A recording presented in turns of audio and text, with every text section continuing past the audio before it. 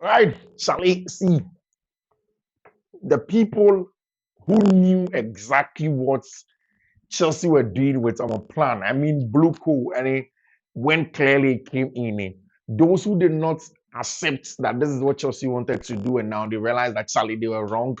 Almost all of them, and that's what I mean by when I say people are going to be believers. Almost all of them are beginning to accept say, the Chelsea model of running things is probably the way to go right now.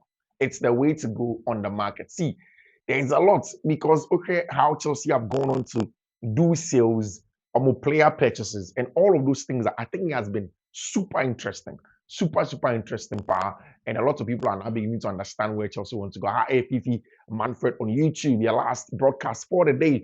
Won't subscribe to the channel and subscribe to the channel, turn on notification in the notification turning, make sure that you do choose all, just so anytime that there is content here, you are first to have it here on Fiifi-Manfred on YouTube. Today, there's a lot to go on with you. For 30 minutes, we are going to get straight into the conversation here on Fiifi-Manfred on YouTube. Of course, if you're an investor, then we'll go again tomorrow in the Europa League games that's going to go, Europa League players that are going to go on tomorrow. We'll talk about how that game has had an impact on Eberechi Eze not going to Tottenham Hotspur, but they're going to Arsenal Football Club. I'll give you all of that details here of Fiifi-Manfred. Chelsea has signed a player, new player again. People have not said it. It's not even breaking on the internet. I'm breaking it here for you.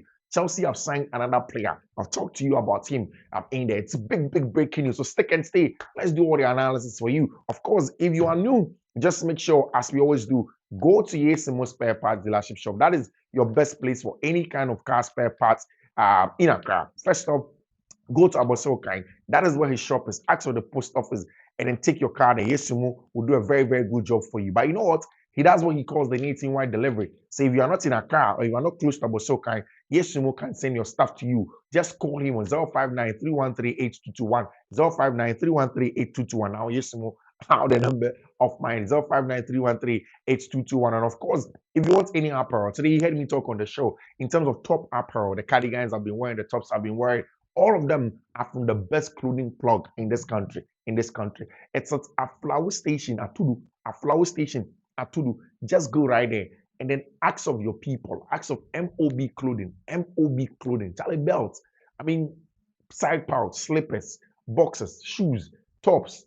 I mean, anything that you want, apparel that you want to wear. The best place is MOB clothing. Just go right there and get your stuff for this. Just tell them that you heard it from Fiifi-Manfred. Fiifi-Manfred asks you to come and you are buying the stuff from there. If you cannot go there, they also do what they call the nationwide delivery. Just call them quickly and they'll make sure that they give you the stuff that you want over there at MOB Clothing. Just call them on 0200-668-708, 0200-668-708, and then make sure that things go on well for them. See, the Champions League is going to start. Group stages now very soon.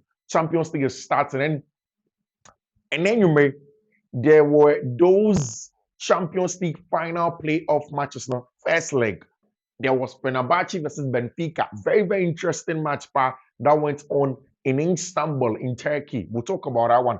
There was also Kerani Ayat, that is Dap Stapper's team, Chelsea young boy, Ofri Dagestan, your friend is saying Almaty, or Kazakhstan. His team played against Celtic in Scotland today. I'll tell you about that game. So, of course, Bodo Glimt also played against Tom Grass, and also another big one.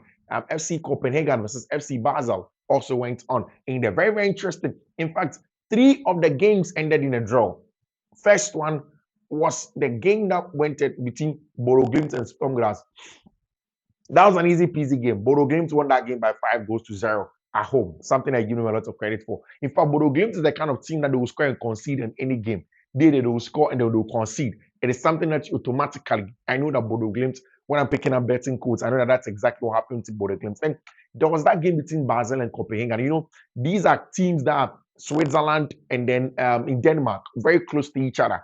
And then I knew that that game was going to be very competitive, very difficult for them to play. The game ended up in a draw, 1-1. Both teams want to come back. In fact, for Copenhagen, they have been in the mix in terms of Champions League for a while now. They have been part of the big boys in playing the group stage, the league phase, the previously group phase, and then now the league phase. Now they have been qualifying consistently, but now they want to come back. They still want to come back, and Basel have been out for a while now. You have seen Basel in the last few years, 5, 6, 7, 8 years ago, Basel were one of the main guys in terms of UEFA Champions League qualification, group stage, round of 16. They were there. And of course, now they have been out of that conversation for a while now. They want to get back into that conversation, and that's why they are pushing to qualify for the group stages of the league phase this time of the Champions League. First leg ended 1-1 at home in Switzerland. They have to travel away to go and see if they will get a qualification over there for themselves as well. Then on other side, there was that big one between Celtic at home, being coached by Brandon Rogers at home. Celtic playing against, a less fancy team from Almaty, which is the capital of Kazakhstan. It's not a place where teams qualify easily for the Champions League. But this team, Kirani Ayat, has been very, very good, very, very good in the qualifying rounds. In fact, they have been solid. If you watch that game, although it ended 0-0, for you to come away from Kazakhstan and then come and play a goalless draw in Celtic, it means that you are a good team. It means that you are a very, very, very good team. And that's what they did. Their press, counter press, their aggression with and without the ball. They were the best team on the night. And anybody who did not know that team for, Kazakhstan today will respect them for how good that they were on the night when they played against Celtic. So Brandon Rogers has been stand 0-0. They have to go and play away from home in a one-off game that will give either of these teams a place in the Champions League leg phase this season. And also, finally, the big one was Jose Mourinho's Fenerbahce playing against Benfica. Benfica played in the Club World Cup. They quickly had to come and prepare for the Portuguese League. They played the Portuguese Supercopa. You've gone through the ranks, and then final phases for them to play against Fenerbahce. That is a difficult draw for both teams. For Jose Mourinho's Fenerbahce, and then also for Benfica. I was watching that game. I felt like, okay, this is a game that could explode, because you remember in the last game, Feyenoord had beaten Fenerbahce away from home. And then Fenerbahce came and then turned it around with an exciting game. Yusuf Nasri, John Duran, and the likes all scoring. Anderson Tedesca, all being excellent for Fenerbahce. So I was very interested in this game.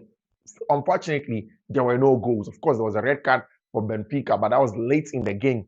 Tedesca came on, tried to influence something. In fact, there was a goal for Yusuf Nesri, but it was ruled for offside. The game ended 0-0. What it means is that Bruno Lage and his Chargers are going away to Benfica and the Dragao to, put up a huge fight against Fenerbahce away from him. Jose Mourinho will go back to his home nation, playing against his natural foes in Benfica, because already when he was in Portugal, it was at Porto that he really made his name as a coach. So he's going to go back and play against one of Porto's rivals in Benfica at their home at the capital of Portugal in Lisbon. So we'll see how things are going to go on for Benfica and of course FC Porto, Benfica and of course FC Fenerbahce and Jose Mourinho in that Champions League conversation. Of course, a good one going on in the conversation in and around Real Madrid, everything that's going on. See, I've seen a lot of people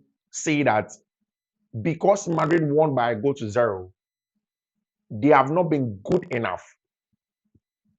I've seen a lot of people say that because Madrid won by a goal to 0, they have not been good enough in that game that they play against Osasuna. I'll repeat.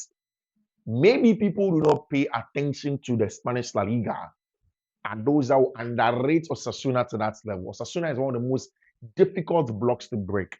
And again, this Madrid team, this is essentially their first game officially in the Spanish La Liga under Xabi Alonso. So it was always going to be some sort of a tricky game. It was always going to be a game where Madrid would have to take their time and then break down teams. And after the game, Xabi Alonso was clear that his team had not broken down. They've not learned how to break down blocks like this, for a very long time. It's now that they're starting to break down blocks, and they know that these teams are going to come. So it's just a matter of time. But you know what? What people are not realizing that a lot of people are looking at the flashy things that they expected to happen at the beginning for Madrid on the ball. Now, yesterday I chanced on the data. Madrid ran 111 kilometers. In fact, in all the seasons that Carlo Ancelotti has been there, Madrid has run an average of 108.6 average in games. So it is way higher than the Madrid average in terms of the ground that Madrid covered, the press and counter press, where they won the ball from. And again, Madrid won the ball quicker than they used to win under Carlo Ancelotti. It's different from when under Carlo Ancelotti, when they lose the ball, they retreat and get back into shape. This time, it's more front-footed, it's more aggressive, it's more in the face of the opponent to start recycle play and then play forward. Yes, they lack certain profiles to really help them stamp their feet in terms of winning games and creating chances and all of those things. But then again, you have to give them credit. I want to believe that Madrid are going to be successful under Xabi Alonso because I think that he has the education of a top coach. He has gone through the ranks before and he understands the Madrid culture. Again, tactically and technically, he has shown at the highest level in the Europa League and of course in the German Bundesliga that he's the coach that can go on and get a job done. So obviously, I am very, very confident in Xabi Alonso. That he can get a job, that he can be a brilliant manager in terms of football club Real Madrid. Of course, other players like Jude Bellingham returned to training for Real Madrid yesterday, which is very, very good for Real Madrid going into the season that's going on over there. A lot of the Madrid players are returned, and it looks like it's good tied in for them. On the side of football club Barcelona, today Barca returned to training, but yesterday, your man Lamine Yamal, last week here, has a new girlfriend, and this is a young Nicole, where he traveled to Monaco with and the likes. It looks as if he has a proper young girlfriend that he's ruling with right now. Not the regular older people that he had been linked with in the past, and now he's a much more calmer, relaxed person with a younger girlfriend, and he was seen in there. The Barca are still struggling to make sure that they go back to the Spotify Camp Nou and then go there and go and play their football there. It's not easy, but they want to make sure that they play some good football at the Spotify Camp Nou and then see that things will go on well for them. They want to get that done. It's not going to be easy. I mean, you look at Barca and how they played against Mallorca, how the season is going to go on. They want to make sure that they have a foothold. I didn't mention the last time that Hansi-Dieter Flick keeps on saying that he believes strongly that the team would have to finalize everything in the La Liga in the first round. If they truly want to win the La Liga, it has to be done in the first round. I mean, no Conabra, same of the uncertainty you have to, and then becomes a long haul thing. Nah, it has to be settled in the first round. So we'll see if Barca will be able to settle the Spanish La Liga conversation in the first round, or they won't be able to do that. I was telling you this about Chelsea. So Chelsea have signed a player. I mean, brand new, fresh player that Chelsea have signed. Now, this player is a very, very interesting player that they need to do. But see, again, I was talking about the fact that all of a sudden, people are beginning to accept that Blue Co and the Clear Lake, their methods of doing their job has been brilliant. Let me explain something to you. When Blue Co came, people ridiculed them, including Chelsea fans. I'm sure a lot of you probably are watching right now who ridiculed Blue Co. And the stockpiling of players, I remember if you go back onto my Twitter, I've explained this thing several times years ago. I kept on saying that the stockpiling of players is not just that everybody has to play and be successful at Chelsea. They know that not everybody will be successful and will play at Chelsea, but they understand that they will build a reputation in the markets where when these players are not successful, they will sell. And they are going to be aggressive sellers. Now, in being aggressive sellers, they need to get some semblance of success. They need to be able to get to a point where they feel like they are not under any pressure. And if you come, you sell. Now, who am I talking about? Today, I kept on talking about in the last few days that clubs wanted certain players, Renato Veiga, Axel Desasi, Raheem Sterling, Christopher Nkunku, Nicholas Jackson. And Chelsea have said that we have told you what the player's evaluation is. We have positioned ourselves at a place where when you come in and you want to come and buy the player, make sure that you meet our evaluation and you get a job done. Villarreal had come the first time and the second time to convince Chelsea to let them have Renato Veiga because they wanted somebody with that experience, somebody who can play a left center back, somebody who can play from the back, who is a very good ball playing player. They wanted somebody like that. They came, Chelsea said no. Chelsea said the very least, the whole package has to go in the region of 30 million. Now, do not forget, Chelsea bought Renato Veiga from Basel, like as the last time somebody reminded me over here, for 12 million. That's how much Chelsea bought Renato Veiga from Basel for. 12 million. That's how much they bought from. And then they took him on loan to Juventus, don't forget, for somewhere in the region of about 5 million thereabouts.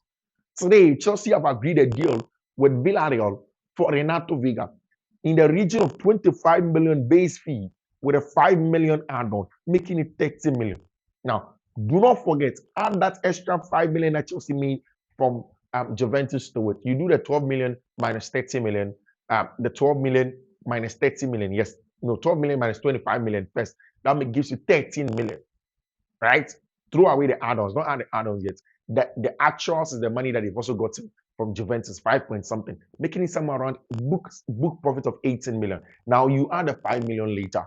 That is pure profit. And Matt Law tweeted a couple of hours ago saying that, again, Chelsea stamped their foot in being excellent sellers. And I've said it several times. On the transfer market, selling of players is about marketing, just like the way you go and sell tomatoes. It's just that maybe the techniques are different, but just like the way you sell your stuff and you say, oh, Fifi, I want you to do this ad for me on your channel. I want you to make sure you push it so that people come. So the art of selling it to people, the art of positioning, marketing stuff is exactly what these clubs do. They position it in the right way so that people will see and then they'll feel like, okay, this is something that I need and I need to go out and go. But when you come, they are firm on their price. They are firm on their price because they believe in the quality of their good and they think that they are going to get things done. So Chelsea have finally let Renato Veiga leave the club with a profit, book profits. Anytime you are talking to anybody in any discussion, any argument, tell them the book profit for Renato Veiga is somewhere around 18 million euros for a player that had just one Premier League start. Listen to my word, one Premier League start. He had played as cameo in a couple of games, but it was just one Premier League start that Renato Veiga had as a player. So Chelsea have gotten that deal. And now, it's not just there. I've seen something that people have not realized. See, there are about 5 to 6 clubs that have all asked about Nicolas Jackson. And all of them, when they come to Chelsea, Chelsea have not even told them any price officially. According to Karussel, Saiko says that when you go, the people that have come to Chelsea, they told them that they would determine the market value of Nicolas Jackson based on the current striker market. So if Manchester United went to Leipzig and then bought a player that scored 13 goals in the German Bundesliga, a player that 2 seasons ago, his goals are not even in double figures, a player that has not consistently given anything in the German Bundesliga, and they say that there is potential. And Chelsea have somebody who has proven in the English Premier League for 2 seasons, he has double figures in the league. If you had other competition, he has more than those double figures in the league, who has experience in the league, who has won trophies, Club World Cup champion, won the Conference League. And anybody that knows football knows how important this player is. They say that if you paid 75 million, these people are paid 75 million for Benjamin Sesko in the background, then you know how much you come and pay for Nicolas Jackson. So they have positioned him. Like I said in the morning, Aston Villa has come in. They've asked questions about certain Nicolas Jackson and said that, see, would want him.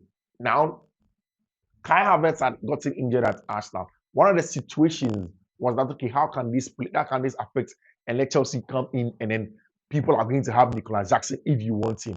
Now, on the other side, there's the story of a certain Christopher Nkunku. And see, I think that the general outlook of buying is clear. Things have changed at buying. Even in the past, when Hassan Salihamidzic and the likes went, these were the guys that were really leading their job. See, Max Abel at Bayern front as if he's that the job. He doesn't do any job. Max Abel doesn't do any scouting job. He doesn't do anything. Now, if you look at the players that Bayern have been linked with, they always get linked to it. They don't buy. They don't buy. Now, it is only when they are very certain that they want to go in there and buy the player, that's when they buy. Now, in this case of Christopher Nkunku, they want Christopher Nkunku. It's just that they don't want to pay the real market value for Chelsea Football Club. Do you know why? Because they believe strongly that Christopher Nkunku is a player that they could have gotten, or if they are lucky, they can get at a discounted price. So they will take their time and then get Christopher Nkunku. And Chelsea have been very, very clear with Bayern Munich. They've told them that it's either you pay the money for Christopher Nkunku or this boy doesn't come at any sort of a loan. It's not possible. We will not give you Christopher Nkunku at a loan. In fact, there are clubs like RB Leipzig that wants Nkunku back. The only problem with RB Leipzig today and Christopher Nkunku is that RB Leipzig had changed their salary structure to mimic that of the new Chelsea plan, where they also do performance-based wage structure, where you come, they give you small base. Nkunku takes 200,000. And again, don't forget that Nkunku was the last purchase of the old regime. The last player that Mariana Granovskaya bought for Chelsea Football Club was Christoph Nkunku. So obviously he's from the old regime. He's coming in this time, and then you don't know if he's going to be. And of course that's why they give him that salary. And now you're expecting, okay, fine. How are you going to let him go because the salary is huge? How are Chelsea are you going to convince Bayern to go in and get a job done? Chelsea has said that don't worry. If you want Christopher Nkunku, we'll sell Christopher Nkunku soon. So in buying all of these players, they are also able to sell. Be able to do the most important thing at selling these players that people did not know, people did not believe that they were going to be able to sell. And that is exactly what Clear Lake and Blue Co are doing in that regard, in making sure that they sell these players. And I know that Nkunku, in fact, see, when you look at the story around how Arsenal and then Tottenham Hotspur were in and around Eberechi Eze. So let me tell you the story. What happened was that Crystal Palace have always known that there are two players in their ranks. Steve Parish had said it in interviews that most likely were going to go. Magay, whose contract is ending next summer, and then Eberechi Eze, who had been hugely linked to a lot of clubs. Chelsea, Arsenal, Bayern, a lot of clubs, Tottenham Hotspur. Now, after the injury of James Maddison, Tottenham needed another player. One of them was Eberechi Eze. In fact, in the last few hours, they had finished personal terms with Eze. They had finished agreeing a deal with Crystal Palace. Now, Crystal Palace decided to drag their feet on finalizing all the papers for Eberechi Eze because, God willing, tomorrow there is a game that you have to play in the Europa League panel and the final round of qualification for the Europa League, for the Conference League, sorry. So, because you have to play in that game, they decided, okay, at least let us keep Eberechi Eze and then let him play that last game. Then after that, we can, if we get we get the, how do they call it? We get the margin, the winning margin enough to get us the second league. Then we can sell him officially to Tottenham Hotspur so he doesn't play the next game. And that allowed Arsenal time. So Andrea Barca and then of course Mikel Arteta came in. They realized that Tottenham Hotspur negotiations thing in. So they quickly go to Crystal Palace and they said, the release clause is 68 million. Pay the 68 million or agree to pay the 68 million and then go to the boy and agree personal terms. They went to him. The guy already has, he's an Arsenal fan through and through. He and his people are Arsenal fans. In fact, Eberechi Eze comes from Nigeria, or he has lineage in Nigeria. You remember around that time where Ghanaians, a lot of us were supporting Chelsea because of Michael Essien, and Arsenal had a certain Nwanko Kanu in their team. So if you go to Nigeria, a chunk of the country supported by Arsenal and then Chelsea. So he is part of that group where their family, their fathers, their uncles supported Arsenal. So he's a true and true Arsenal boy as well. And he wants to play for Arsenal. Immediately, Arsenal came in. Of course, Arsenal are on a better pedestal, a much more stable club than Tottenham Hotspur. They came in and then pitched the deal to him. Eberechi Eze says, hold on a minute, Tottenham Hotspur. I'll choose Arsenal Football Club. And then the boy is beginning to go to Arsenal Football Club. Now, whilst that is sorted, I'm very certain that Eberechi will go to Arsenal Football Club. But that has opened another opposition. Tottenham Hotspur wants a number 10. I won't be surprised if Tottenham Hotspur come in and then they say that they want a certain Christoph Nkunku as the number 10. Yeah, I won't be surprised because they need a 10. They need an experienced 10 in the Premier League. James Maddison is injured. Dejan Kulusevski is also out. They have lost Sang Heung-min. The team essentially today depends on how well Mohamed Kudus and Richarlison and Durande play in the team. You do not want that alone to put all the weight of the team on just two players. You need more, especially in attack, and that is why they are looking for more players. And one of them is going to be Christopher Nkunku. I won't be surprised. I'm telling you, I will particularly not be surprised if I wake up and then I hear that Tottenham Hotspur have made inquiries about Chelsea's boy called Christoph Nkunku, and then they want to bring him in to come and do the job for them. I would definitely I'm not be surprised when it comes to this Christopher Nkunku. So we'll see how things are going to go on from there. Of course, in the last few hours, Bournemouth have also needed a centre back. Bournemouth needs an experienced centre back. They need, after selling Dean Huijsen to Real Madrid, and then of course the fact that Dean Huijsen is playing well at Madrid, they need to move on from him. And Bournemouth have asked Chelsea about Axel Disasi. They've told them again that Disasi and all of their players, there is no possibility of a loan for them.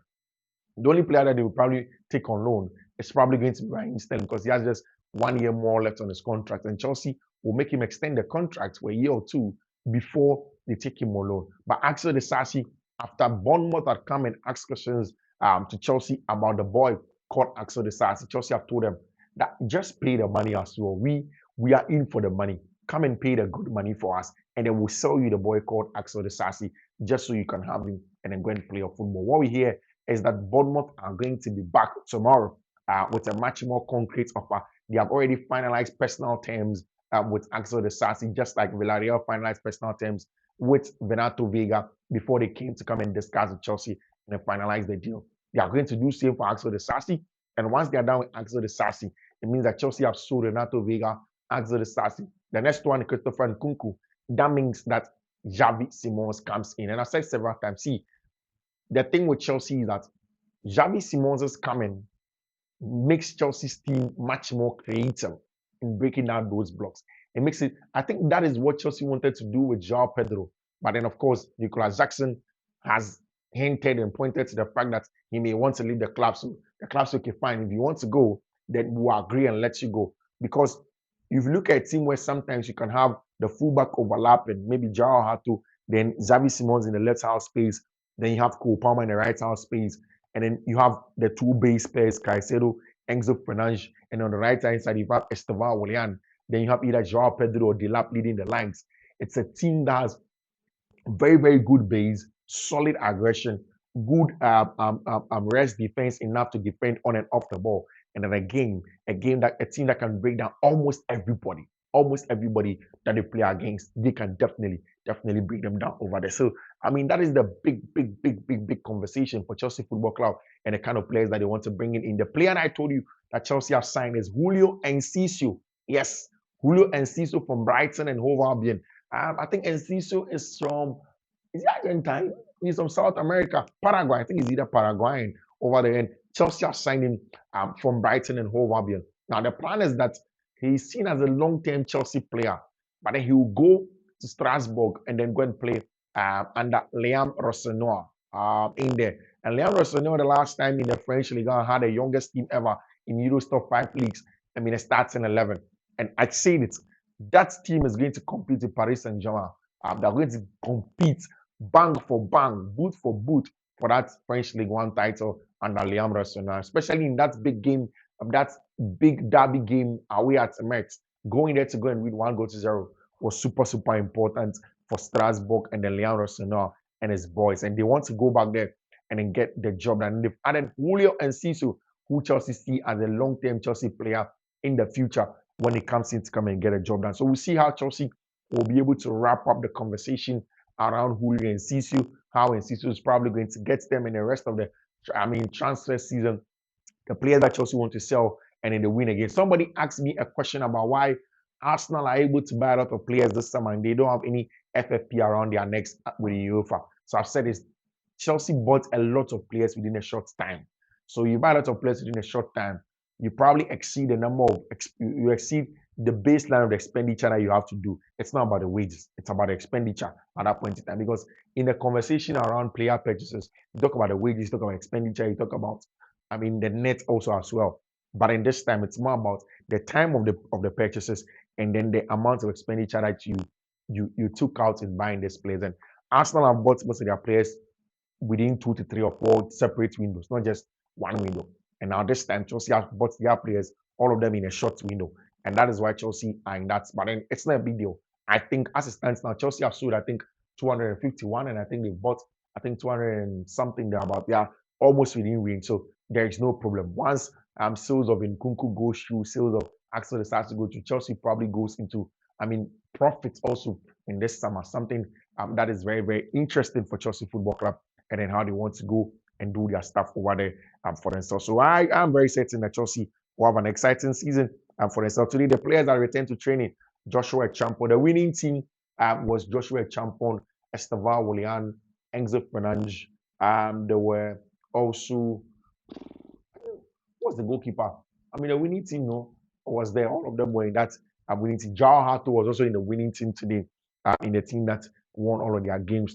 And see, Chelsea are on a very good trajectory with the games that they want to play. On Friday, which is the day after tomorrow, there's going to be that big one against West Ham United at the London Olympic Stadium. And I like the way Enzo Maresca was involved in training. Charlie, it looks as if the Maresca wants to make sure that the boys know they are winning games and they are putting themselves in matches. They are being much more aggressive.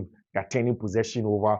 They are making sure that they get a lot of numbers on the ball, off the ball. They cover a lot of ground, a lot of kilometers also in their tank. So that's exactly what Enzo Maresca wants to do. Charlie, this is where we join Ketson here on Fiifi-Manfred. I'm on YouTube, the evening edition. Thank you very much for sticking and staying with us. Thank you very much for being there for us. We'll go again, God willing, tomorrow morning, where we hope that the Conference League games now is going to give us some success on the betting arena. But we'll come back again with all of those quotes in the description of the video. God willing, tomorrow morning, we'll discuss the games that are going in the Conference League. We'll talk about the transfer updates. And of course, later in the day, we'll bring you some more in terms of the analysis. Of course, we hope that by tomorrow, by this time, we'll be celebrating some bet quotes. And obviously, we'll go into the weekend also with some much more renewed hope to win some good money over here on Fiifi-Manfred on YouTube. Again, if you're not subscribed to the channel, do subscribe, turn on notification.